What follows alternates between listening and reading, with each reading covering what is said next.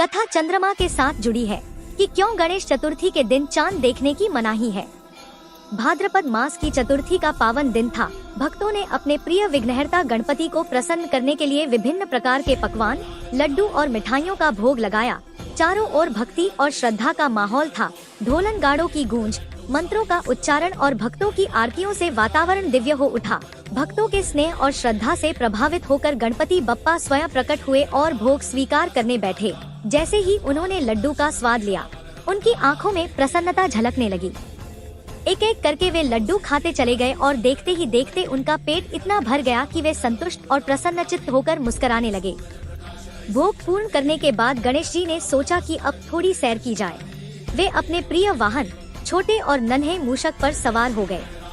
मूषक अपने आराध्य को लेकर धीरे धीरे मार्ग पर बढ़ने लगा। यह दृश्य अत्यंत अनोखा था। गणपति अपने हाथ में मोदक लिए मूषक पर बैठे हुए रात की शांति में भ्रमण कर रहे थे। तभी अचानक मार्ग में एक सांप फुफकारते हुए सामने आ गया। उसके तेज फुफकार और भयावह रूप को देखकर मूषक घबरा गया। डर के मारे उसने उछलते हुए भागने की कोशिश की। इस घटना से गणेश जी का संतुलन बिगड़ गया। उनका विशाल शरीर नीचे आ गिरा।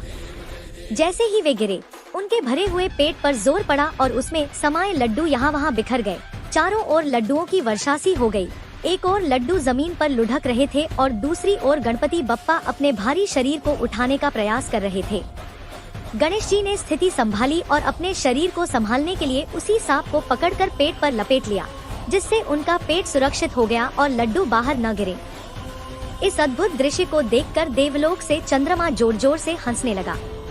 उन्होंने चंद्रमा से कहा, हे चंद्र, तुम्हें अपने सौंदर्य और शीतलता पर घमंड है। तुम दूसरों का उपहास करते हो। आज से मैं तुम्हें श्राप देता हूँ कि भाद्रपद शुक्ल चतुर्थी के दिन जो कोई भी तुम्हें देखेगा, वह कलंकित होगा और उस पर झूठा आरोप लगेगा। यह श्राप सुनकर चंद्रमा भयभीत हो गया। वह तुरंत अपने अपराध के लिए क्षमा मांगने लगा और भगवान से प्रार्थना की कि इस श्राप को शिथिल करें। गणेश जी का हृदय दयालु था। उन्होंने कहा, ठीक है, मेरा श्राप व्यर्थ नहीं जाएगा, लेकिन उसका प्रभाव सीमित होगा।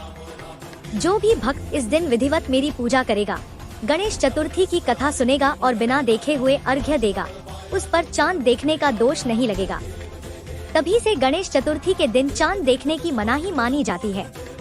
कहा जाता है कि इस दिन चंद्रमा का दर्शन करने वाला व्यक्ति झूठे कलंक का भागी बनता है, जैसा कि महाभारत काल में श्री कृष्ण के साथ हुआ था। उन पर मणि चोरी का आरोप लगा था।